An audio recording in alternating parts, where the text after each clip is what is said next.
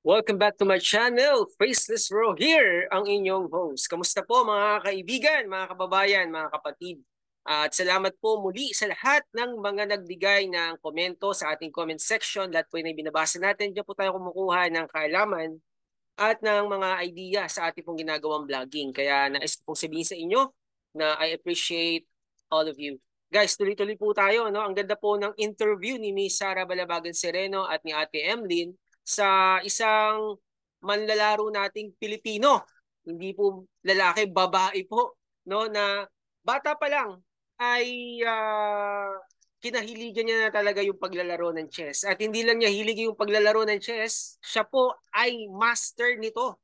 No? Kaya pakinggan po natin ang walang iba, no? Walang iba kundi ang ating utol Christine, no? Siya po ay isang vlogger din at mamaya po ay uh, pakinggan po natin siya sa kanya pong interview with our Miss Pamsara Balabagan Sereno sa PHLV Radio sa ano po kay Kuya Yo. Yan po yung ating CEO ng PHLV Radio. Kaya hindi na po natin patatagalin. Tuwing bibigyan natin po ng reaction kasi po alam niyo po pagdating sa sports no ay marami pong nagtataka no bakit yung budget ay mas mapupunta sa basketball no pagdating sa sa sports no at yung ibang mga sports katulad ng yung kay Kaloy, hindi masyado na nabibigyan ng budget. Pero tignan nyo naman, inulan siya ng pagpapala, di ba? Though may mga problems na nag-occur. Pero I believe na itong buhay ni Kaloy, no, magkakaroon to ng, ng transformation. No? Bata pa naman siya, niniwala ako na magkakaroon ng restoration at magkakaroon ng pagbabago sa buhay niya. Okay, let's move on. Dun po sa ibang mga sports, di ba? Hindi masyado nabibigyan ng tawag dito ng budget, no, ng funds. Kaya kumakatok tayo sa lahat ng mga may puso na nagpa-fund sa ganitong laro. Kailangan din po ng funding sa chess. Kaya kumakatok sa puso ng bawat isang mga Pilipino si Miss Christine, si Utol Christine Mariano. Siya rin po ay marami po siyang kwento no sa buhay niya. Nagtaka nga ako no, ganun pala yung nangyari sa buhay niya no. Very interesting pero lahat na paglabanan niya.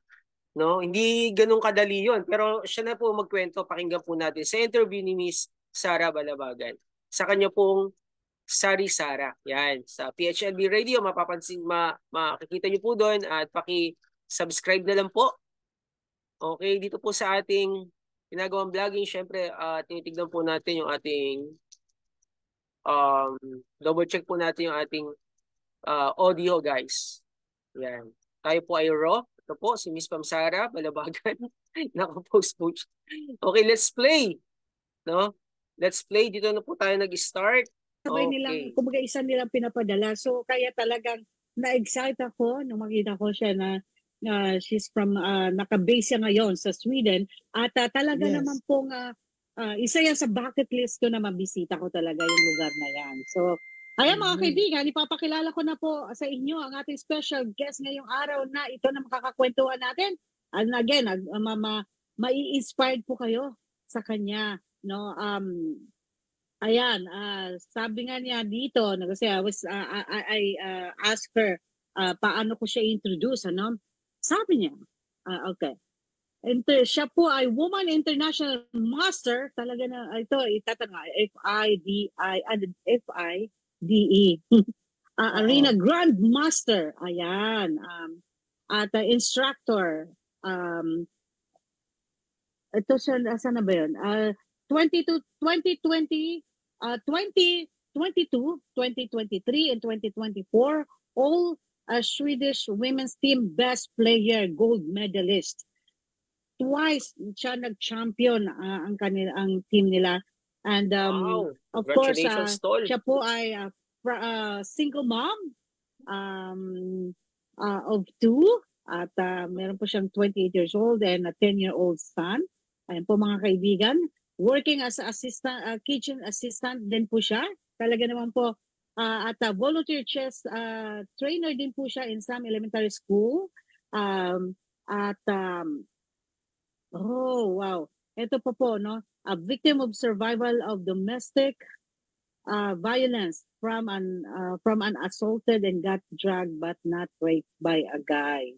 So, mga kaibigan, no, siya po ay nag-diagnose din with mild PTSD and ano to, have severe asthma. Ayan. So, mga kaibigan, at marami pa, pero kakausapin na lang po natin siya. Sila po magkukwento sa iba pang mga informasyon patungkol po sa kanyang mga kaibigan. Welcome po natin siya for the first time dito po sa ating programa.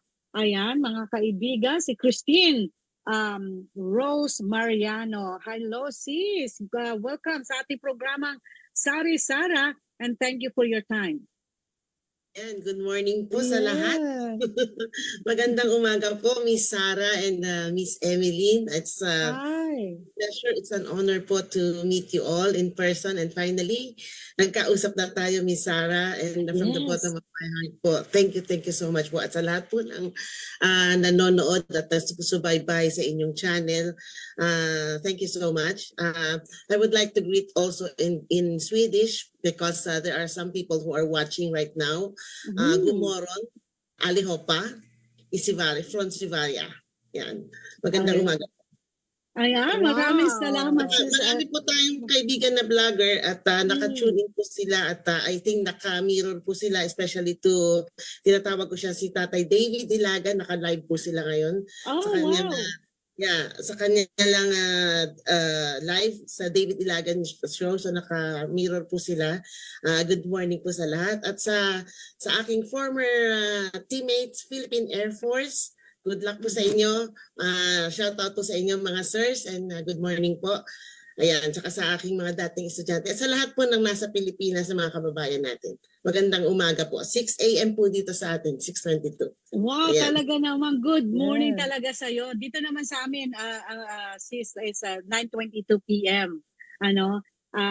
Dito sa amin sa California. So, sis, nako, thank you so much. Alam ko, last year pa natin ito pinagplanuhan. So, finally. Actually, ako po ang dapat magpasalamat. It's really an honor po. Pasensya ka na, Miss Sarah, if I call you Miss Sarah. Kasi okay. parang the way I call Miss Grandmaster Pia Cramling, I call her Miss like upper, with honor, with pride. So, thank you po. Thank you so much, sis. Ayan, At again, alam ko it's madaling maaga pa dyan, but thank you for making a time na makasama ka namin dito. Ate Emlen, we are so honored. As a Filipino, sis Christine, I'm so proud of you and I praise God for your life, sa mga achievement mo, nakakatuwa, hindi biro, no? But of course, I'm sure gusto malaman ng ating mga viewers, mga listeners, no? Paano mo nakahiligan na maglaro ng chess? Okay, to start, okay lang siguro if I speak in English kasi may mga sure, go ahead. Filipino pa rin po ako, but to start with me and my brother, as a Grandmaster Nelson Mariano, we started at early age of 4 years old, and it was by my father, and it was my grandfather who was a World War II veteran who actually taught us the rudiments of the game. So it's part of our blood. Nasa blood na po namin ang paglalaro ng chess. And wala kaming choice. But I will really say thank you for this game kasi ito po this is what I am now, and ito yung nagbuo po sa akin as a person. So we started from 4, and then I grew up in Cebu, although I was not born in Cebu. Bicolano po ang father ko, from Bicol region. But then I first joined the elementary school. I was the only female. I was the only girl. I was only 2 years old. And all of my opponents were guys, were boys, grade 6. So I played there, and it was so funny because hinahanap kita. Yung pala nandun ako sa auditorium, I was playing chess. So my first medal, I was in grade 2, and yun po yung first champion ko. I was, I think, 7 years or 8 years old against grade 6 students. And then from that on, my father was moved back to Manila because he was assigned from Cebu City. So we moved back to Manila, and then I studied in a all girls school at naging scholar po ako doon. And then so yung father ko po, they taught us, no? Tinuruan niya kami kami nung dalawa ng kapatid ko, right from the beginning, talaga pong nakatutok siya.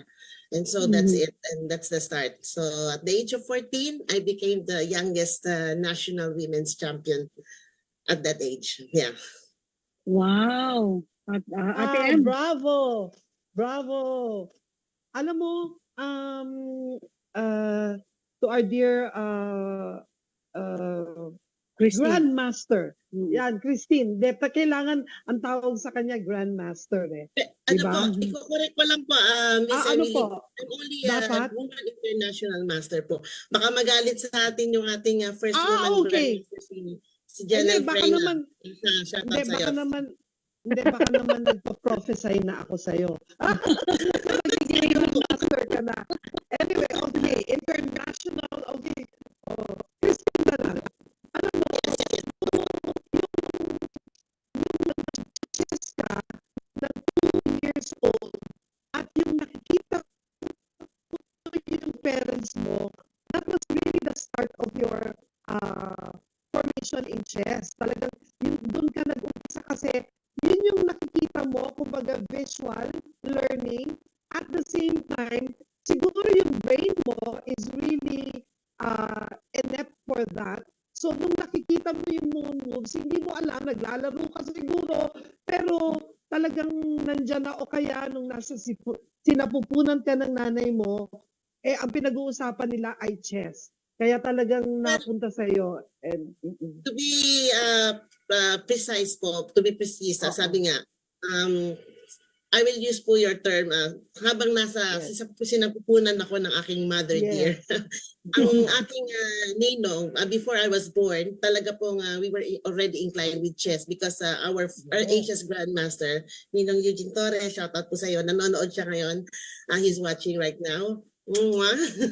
So he was my godfather because of my uncle who is also involved with chess, and they were all teammates in one school. So sabi ko nga, we were already in the with the family of chess, but we actually started at the age of 4, and then with my brother. My father saw this thing na playing chess. Although mahirap po kasi kami, we're not that rich, and to be honest, hindi naman po talaga kaya ng father ko, ng parents ko, to send us to a very good school, no. But chess gave us that way, no, and nakita ng father ko yon. So talagang rigidly we train chess 8 hours every day, and then we get the scholarship. We studied from elementary until college, because pag hindi mo naman inalagaan yung chess mo, hindi ka rin makakapag-aral. So, we have to balance both. So, yun po, naging gabay po namin yung paglalaro ng chess. Hindi lang po as a competition, but our father wants us to study more using our talents. And yun po yung when I grew up, naging adult na ako, when I became a coach, yun po yung lagi kong sinasabi. That's what I always say to my former students, na I don't want you to be a world champion, but I want you to sit down and read your books. Kasi marami po, when at that time that I was coaching sa Trinity, marami pong mga bata, for example sa Parañaque, who cannot really afford to go to college. So I encourage them to play chess. And sabi ko sa kanila, this will be your hagdan, your stair up, para makamit mo yung dream mo. And hindi naman po ako na-frustrate, and marami naman po sa kanila na naging professionals na by studying chess. And hindi lang naman po yun. Also in other sports, they use their talents. They use their, even sa basketball, just to get a scholarship and to study. So yun po. Yan, ang dami ko sinabi.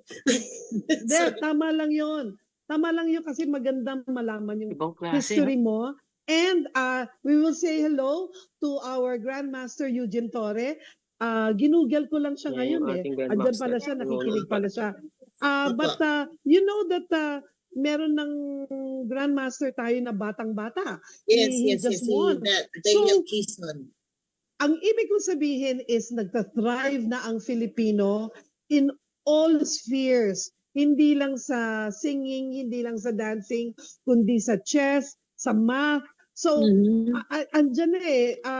It pays off yung mga encouragement nyo, lalo na sa mga estudyante mo. So, kudos to you. Mabuhay ka, Christine. And And we Salute, are tol. awaiting God your bless you. next competition, di ba? Yes, opo.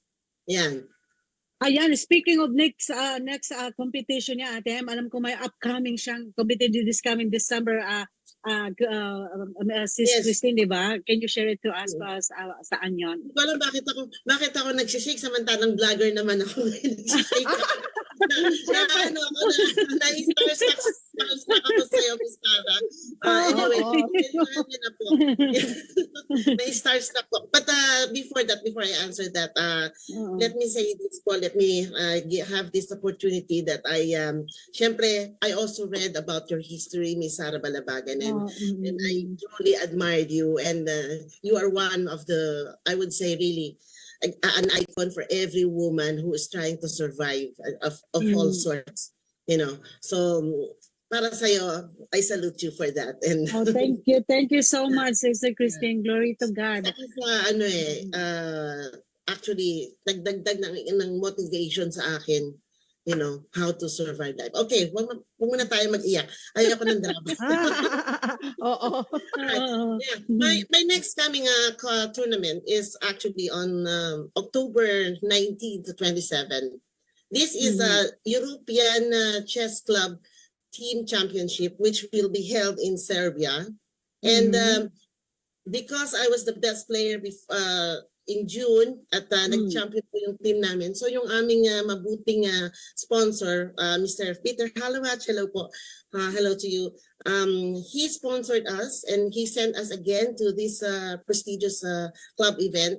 And magugulat po kayo, I am the only Filipino in that European chess championship.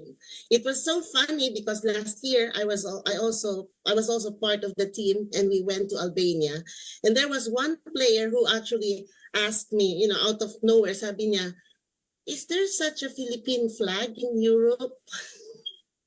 Is there a country named Philippines in Europe?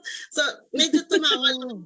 Well, apparently nag-iisa lang pong Pilipino ang tumapak sa kasi this is all European Union. But para po sa kaalaman na lahat, para baka hindi po sabihan, I am a Swedish citizen, but I still carry the Philippine flag. And I am not an official player, or I'm not an official representative of our Philippine team. It's because I am a Swedish citizen and I cannot get any support from our Philippine government kasi unfair po yun sa mga players.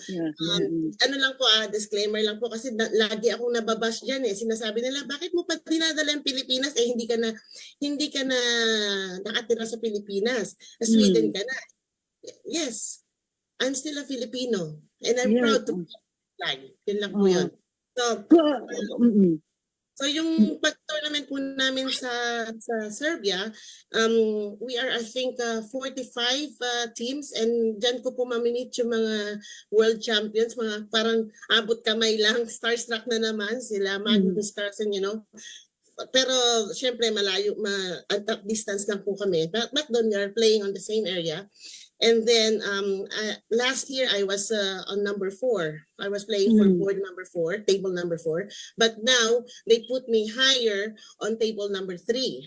So when I saw the lineup, out of 40 teams, I think we were ranking 30. So makikita niyo po medyo mababa yung ranking ng Sweden, ano. And then out of 120 plus players, I'm ranking number 75. So parang sabi ko, oh my God, parang ang daming buhayang nag-aantay sa akin. Ang class. Galing mo kasi tol eh. So kailang kagatin yung mga taba-taba ko. But nevertheless, seriously po, I will try to do my best. Although all expense paid po ito, lagi ko po sinasabi, sponsor po ito ng aming club na patron, but normal na po sa kanila sa Western community na wala talagang pocket money. That's so sad to say. That is the reality. Ito guys yung inaano natin. I'm praying na sana hindi ako makabasag. Pause ko lang ng konti guys. Sobrang nangailangan po talaga si Utol Christine, si Red Chef, no, Red Chef, Chef Red Queen Dragon. Yan yung kanyang pangalan ng kanyang YouTube channel. At nangailangan talaga siya ng finances, ng budget sa kanya pong sa kanya pong laro, no? Sa kanyang travel doon sa pupuntahan niya ngayong kanya sinabi niya October 19 to 27, no? Yun, tuloy natin tong sinasabi niya. Ng baso dahil wala akong pocket money. Hirap yun. But that is a first tournament that I'm gonna play. Pero ang medyo mas intense po is the coming December, which is the National Swedish Women's Rapid and Blitz Tournament. Yung rapid po, explain ko lang, is 15 minutes plus 5 minutes, 5 seconds increment, and then yung blitz, it's 3 minutes plus 2 seconds increment. So last year, I was the only one who made it to champion. So nag-champion po ako back-to-back, scoring 7 out of 7 and then 6 out of 7. So wala pa pong gumagawa ng record na yon. And going back before that, in 2022, I was able to play with the legend, Miss Grandmaster Pia Crumpling, and we played. And then lamang ako sa position or sa oras, pero siya yung titira, and because dahil idol ko po siya, I offered her a draw.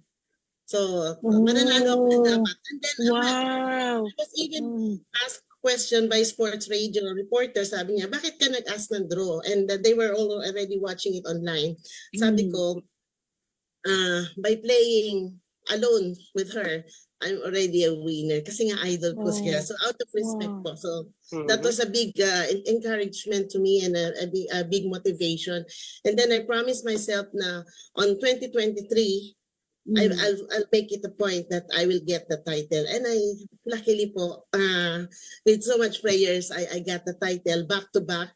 So nag-champion ako for Rapid and then nag-champion din ako for Blitz. Now this coming December 6 to 8, yan yung medyo nai-stress ako ng content dahil this one, I'll be competing alone out of my own. Wala pa po akong nilalapitan na sponsor at wala pa namang nagpaparamdam so far. So alam niyo po, para po sa kaalaman ng lahat, to play in a tournament like this, for example, for 3 days event, i-convert ko na lang po sa dollar. As an individual player, I would really need at least $500 to $600. And considering pati yung night train, ano pa yun, yung cheapest fare pa yun, night train, kasi mura. So that's it. But I'm so thankful na in all these years na nagko-compete ako, I'm able to survive naman po. Meron naman po tayo mga mababait na chess patrons at mga old chess friends, even sa mga kaibigan ko sa YouTube, iilan lang po, hindi naman lahat, who are so willing to help me, and they have a good heart to let me fulfill my goal, and I'm very thankful po. Thank you so much. So ngayong December, yun yung medyo talagang pressure kasi nakikita na nila kung sino yung kasali, alam nilang kasali ako, and I have to defend my crown. So it's not only in the Philippines but still here in Sweden, and again, I'm still under the Philippine flag. So yun po. Wow, oo.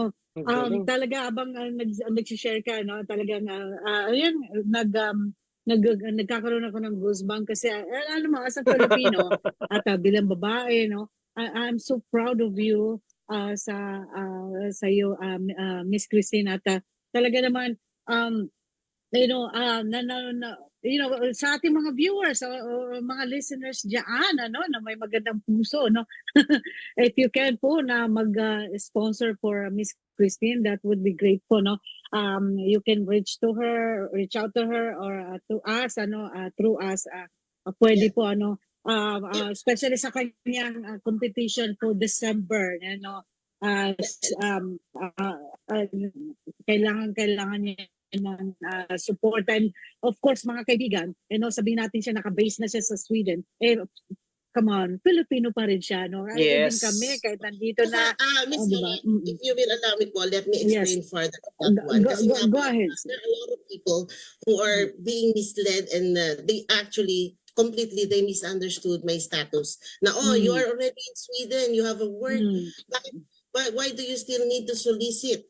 They don't understand that this competition is actually an individual competition. It's not a team competition. And also, sabi ko kanina, aside from being a Swedish citizen, obviously, I cannot get a sponsorship from our Philippine Sports Commission. Kasi pag kumuha po ako doon, magagalit po sa akin ang lahat ng national team kasi parang kumuha ako ng portion ng pie nila, no? And I cannot, wala po akong right para humingi sa kanila because I'm not a Filipino citizen. But then, dito po sa Sweden, as a single mom, I've been saying this openly, even in my live streaming, that I am under the social welfare.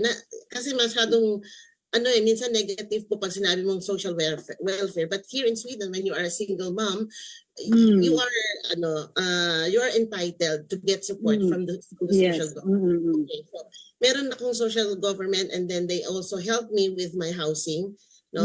So yung kalahati po. And then I'm only working not even 50% of my job because I have a son, and dahil nga divorced na po ako, so we have shared custody. So that means to say I cannot work 100% the whole week kasi kailangan nandun ako sa anak ko when it's needed. So anyway, so kaya ko po ini-explain to kasi when I am under the social sabihin natin social care, they actually record every single cent na ginagastos niyo po. So alimbawa, kahit yung sweldo ko, titignan nila yan, and then they will see, pag kulang ka pa, magtrabaho ka pa. Pag nagtrabaho naman ako I had 3 jobs, and then sasabihin nila, marami ka ng trabaho, you don't need money na. Ganyan. So, but kidding aside po, I'm very careful with that because this is government help. No, so when it comes to my agenda, my personal career, like for example, playing chess, I try to make it a point na hindi ko po ginagalaw yung pera na binibigay sa akin ng social. Kasi as a single mom, so unfair yun. Siyempre, taxpayer din po ako. So ayokong gamitin yung pera na kaya, and that's why how I ended up medyo kinakapalan ko yung mukha ko, and I approach my friends, yung personal friends ko, whoever would give na just para lang po dun sa tournament na yun. Yes.